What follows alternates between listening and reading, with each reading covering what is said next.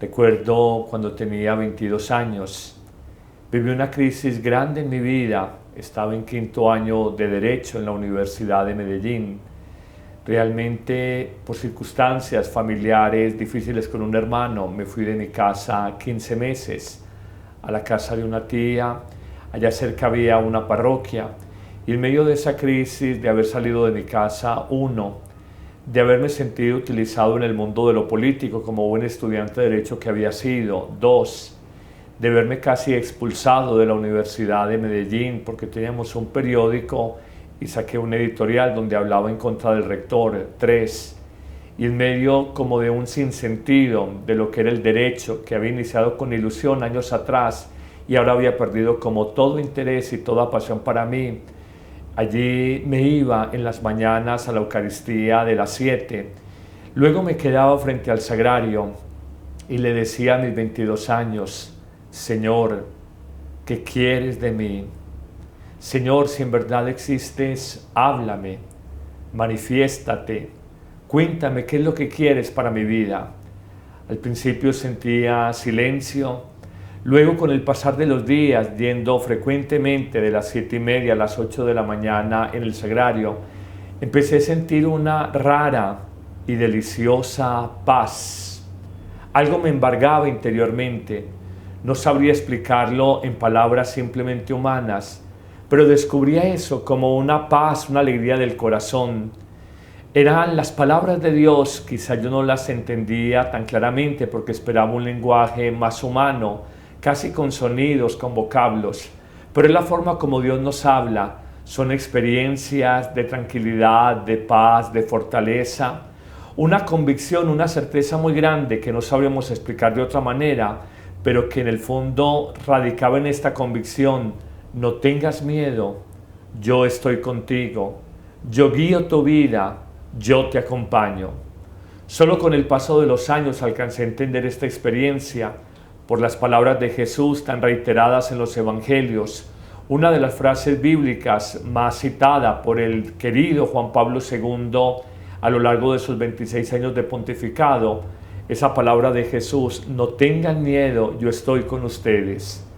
Eso fue lo que sentí a mis 22 años, en la crisis de mi carrera como abogado, al sentir que no me llenaba, en la crisis de haber salido de mi casa por dificultades con un hermano, en la crisis de haberme decepcionado del mundo de lo político, de lo público, porque me sentí utilizado, en la crisis de verme casi expulsado de la universidad por haber hablado en el editorial de un periódico contra el rector de la misma universidad, en la crisis de haberle perdido el sentido, el gusto, el sabor, la pasión al derecho. Es ahí cuando todas las seguridades aparentemente humanas, de triunfos, de reconocimientos, de seguridades materiales, de trabajo, habían desaparecido. Es ahí donde aprendí a reconocer que había una meta, que había una pasión más grande, un amor superior y más alto, el amor de Cristo que fui construyendo, que fui de alguna manera descubriendo, del que me fui enamorando en esas horas deliciosas durante varias semanas y varios meses en esa pequeña parroquia muy cerca de la casa de una tía que ya murió y que ella tenía vacía, y que me fui a vivir allá por espacio de 15 meses. Fue probar el infierno, haber perdido el sentido y el norte de mi vida y haber probado el cielo, y luego corroborar a lo largo de estos años de sacerdocio que en verdad, cuando el Cristo se viene de espaldas, cuando hay grandes reveses en la vida, cuando las seguridades materiales, emocionales, afectivas fallan, es cuando el corazón está más predispuesto, más abierto para abrirse a Dios. Eso lo da la Eucaristía. Ahí es donde entendí esta expresión: Jesús promete, siempre estaré con ustedes, no los abandonaré. Y uno reconoce precisamente en el tabernáculo, en el sagrario, frente al Santísimo, esa promesa cumplida del Señor. Él está siempre con nosotros, Él no nos abandona. Uno siente su cercanía, su amistad, su cariño, su presencia, su calidez, su acompañamiento, la fortaleza que nos da. Uno experimenta de Jesús la claridad de que es el amigo de todas las horas, el que siempre va a estar allí. Nos faltarán otras personas, nos faltarán inclusive los padres, la familia, pero el amor de Cristo jamás nos faltará. Primero dejará de salir el sol mañana temprano, primero dejará de aparecer la luna, antes que deje de o nos falte el amor de Cristo en nuestra vida. Hoy simplemente, en un testimonio sencillo, quiero invitarlos a que reconozcamos las bondades de Jesús Eucaristía, guardado silenciosa, discreta y amorosamente, presente en miles y miles de sagrarios y tabernáculos del mundo entero. Él tiene sed de ti, tiene sed de tu presencia, tiene sed de tu amor. Es difícil entender la vida de un sacerdote si no está adherido a Jesús en la amistad, sobre todo la amistad eucarística, la visita diaria a Jesús sacramentado. Y es también muy difícil entender la fidelidad de un laico católico si no está alimentándose permanentemente del amor de Jesús Eucaristía. Que Él nos acompañe en nuestra vida y que en esta época, en este tiempo de crisis, de estrés, de la sociedad depresiva, de los hombres y mujeres llenos de miedos, de angustias, donde buscamos el psiquiatra, el terapeuta, el psicólogo, el enfermero, el psicoanalista, buscamos medicamentos, medicinas naturales, descubramos que Jesús en la Eucaristía es el médico de médicos, es el enfermero de enfermeros, es el terapeuta de terapeutas. Nos atiende a cualquier hora, inclusive en la madrugada, sin pedirle cita. No nos cobra nada y nos da una medicina que tampoco nos vale nada. Su amor que es sanador, su paz que es tranquilidad para nosotros, su alegría, el gozo del alma de sabernos siempre guiados, protegidos, acompañados por Él. El sagrario es el gran amigo de todo orante. En el sagrario encontramos consuelo en nuestras tristezas, fortaleza en los momentos de debilidad, alegría cuando estamos melancólicos, certeza cuando tenemos dudas, paz cuando hay tormentas en el alma. En el sagrario se reconoce la voluntad de Dios y se maduran las grandes decisiones de la vida. Todos en la vida hemos tenido la experiencia de fruiciones espirituales, momentos de grandes alegrías interiores, pero todos en la vida, los laicos, los sacerdotes, incluso los santos, han tenido momentos de esterilidad, de aridez interior o espiritual. A veces estar allí frente al Santísimo como que pareciera que no nos dijera nada. Esa es la fe desnuda. Ahí hay que reventar sagrario, no solamente cuando sentimos el dulce amor de Jesús, sino también cuando a veces, por un misterio de la fe, la sensibilidad no nos ayuda y no experimentamos ese acompañamiento cercano y tierno de Jesús. Reventar sagrario es estar con Él. Reventar sagrario es decirle, no busco apoyos en nadie más. Reventar sagrario es poner toda nuestra confianza en el único que es digno de toda ella. Razón tenía el apóstol y místico misionero San Pablo cuando dice, en medio de las pruebas de la vida, nada me turba, nada me fastidia, porque sé de quién me he fiado, sé en quién he puesto mi confianza. Con toda probabilidad que Pablo fue un místico y tuvo esa presencia cercana siempre de Jesús, que lo enriqueció en su vida interior y lo llevó a ese fuego misionero, a ese ardor para evangelizar a tiempo y a destiempo y ganar tantas incomprensiones y dificultades hasta el precio altísimo de su sangre derramada por su muerte como mártir. Para un predicador, si no hay vida interior, sus palabras simplemente, permítanme en esta expresión, es una verborrea espiritual. No es el hombre, no es la elocuencia humana la que cambia corazones, es la unción, es el poder de Dios, es la presencia del Espíritu Santo, a veces a través de palabras muy sencillas, las que son capaces de tocar la profundidad de la vida humana y renovar los corazones.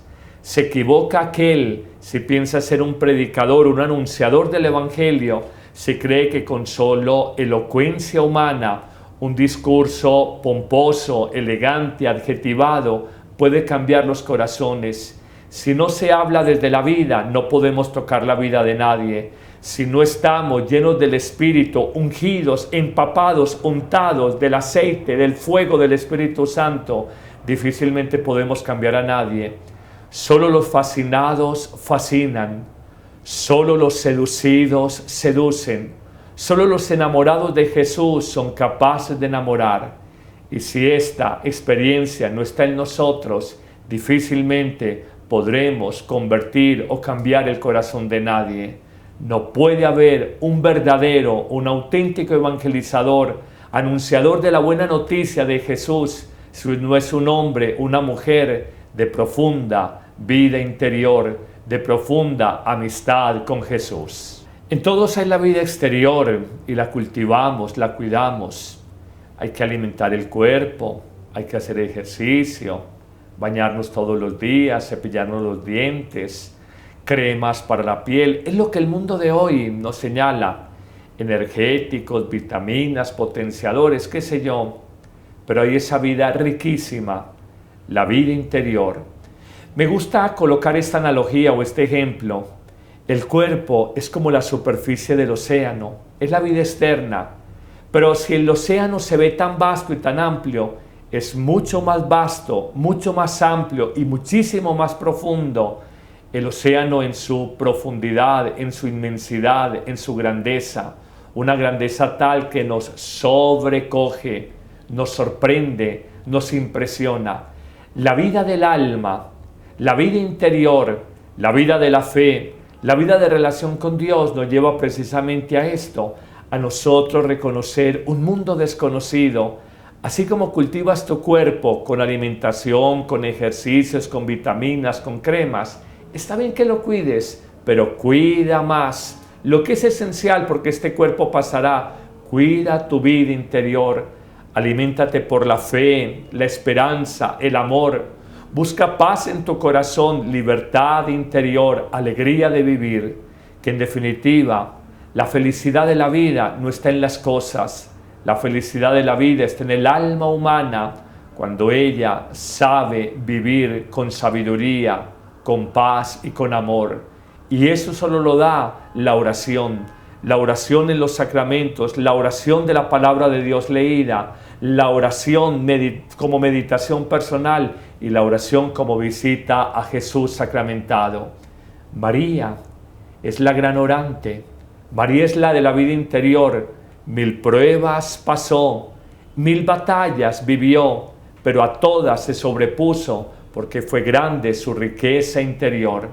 Que ella, María, nos enseña a ser personas de vida interior, de silencio y de escucha, para que podamos decir, como el apóstol Pablo, ya no soy yo el que vive, es Cristo el que vive en mí.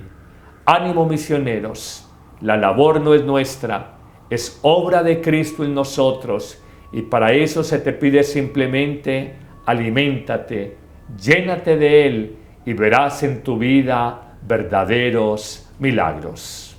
El Catecismo de la Iglesia habla de el combate de la oración y esa mera expresión nos pone a pensar el combate de la oración. Se habla de la dispersión. Llegamos frente a Jesús, Eucaristía, a veces con 1000 ideas, a veces con 1000 imágenes, con 1000 sonidos, desilvanados, sueltos. Nuestra alma interior a veces es un verdadero cuarto de San Alejo, un cuarto de reblujos, es un caos.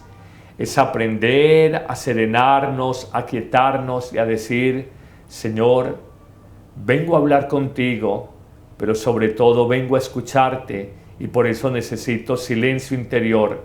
Es uno de los grandes desafíos, la dispersión. Pero hay otro gran desafío en la vida espiritual, la asedia, otros dicen asedía. Es como un desgano, pudieran decir algunos, una pereza, una falta de apetito frente a la vida espiritual. Se ha caído en rutina, se ha caído en monotonía. Hay que tener pobreza de corazón para aceptar nuestras limitaciones humanas.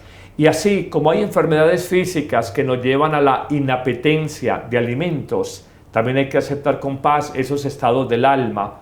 Juan de la Cruz habla un poco de la noche oscura de la fe, en este aspecto y en otros más, pero en este aspecto un desgano, una sequedad, una aridez interior. No podemos sustraernos a esta realidad, no somos ángeles. Es más, agrego algo, hay más madurez del hombre orante cuando está frente a Jesús Eucaristía, amigo de todas las horas, cuando está frente a Él, en los momentos de aridez espiritual, antes que los momentos de fruición, de gozo interior. Es que es más fácil hacer oración cuando uno tiene como esa alegría, esa sensibilidad a flor de piel, y no cuando hay esa sequedad y sentimos a Dios distante, ausente. No olviden algo, queridos amigos, el sol siempre está allá. En un día luminoso lo vemos claro, no hay nubes, brilla, sentimos su luz, experimentamos su calor. Esa es la fruición espiritual. Pero en un día nublado, en un día de cielo encapotado y gris, aunque no veamos el sol, sabemos que más allá de las nubes está Él. Y a pesar de que no sintamos tan claramente su calorcito y su luz de manera tan patente, Él nos acompaña. Así pasa en la oración, dispersión, sequedad, pereza o desgano espiritual, monotonía, es parte de alguna manera de las limitaciones humanas, pero el mérito de los santos y el mérito del hombre de fe en ese combate de la fe es precisamente con pobreza, con sencillez de corazón, decirle al Señor, aquí estoy. He tratado de dar lo mejor de mí, aparentemente estoy perdiendo el tiempo, pero sé que a tu lado es el tiempo mejor invertido. Lo digo de manera de confesión. Al lado de mi habitación tengo un sagrario. Siempre me ha gustado tener el Santísimo. Me gusta en las noches, antes de acostarme, irme un rato allá. A veces me he quedado dormido, pero siento que ahí frente al sagrario le digo, Jesús, qué dulce sueño a tu lado, qué paz con la que voy luego a mi cama a dormir. No es tiempo perdido, estamos con Él. Él ve la recta intención de nuestro corazón y en definitiva es lo que cuenta. Más allá de la experiencia sensible, que es la que se busca en esos primeros años de la oración, el paso del tiempo nos demuestra, es decirle sí todos los días. Un sí como el de María, que a veces es fácil, y un sí como el de María, que a veces hay que decir con heroísmo, hoy hágase en mí según tu palabra. La Madre Teresa de Calcuta, un día un periodista le preguntaba que en esa vida tan activa que ella tenía, que a qué hora sacaba tiempo para orar, y decía en la mañana. Y el periodista le preguntó, pero si muy temprano tiene que irse a trabajar y atender leprosos y moribundos y enfermos. Y ella decía, el día que más trabajo tengo, madrugo más a orar. La oración no es un apéndice, la oración es irreemplazable. Aunque podemos pedir oración a otras personas por nosotros, nadie se puede alimentar por nosotros. Nosotros nos tenemos que alimentar por nosotros mismos. 1. 2. Claramente hay que decirlo. Parte de tu trabajo pastoral, parte de tu acción apostólica es la oración de cada día. Y hoy, 18 años después de haber sido ordenado sacerdote de la Iglesia Católica, tengo una convicción muy profunda en el alma. Sin oración no es posible fidelidad en el trabajo pastoral. Sin oración no es posible ardor misionero. Sin la oración no es posible celo por las almas. Sin la oración no es posible eficacia en la evangelización con nuestros hermanos. La oración es el oxígeno del alma. La oración es el alma de toda evangelización. Por la oración pedimos la fuerza del Espíritu Santo que nos ayuda a transformar toda realidad. Y la oración por excelencia, además de la Eucaristía, es ese encuentro cara a cara, intimidad a intimidad con Jesús sacramentado.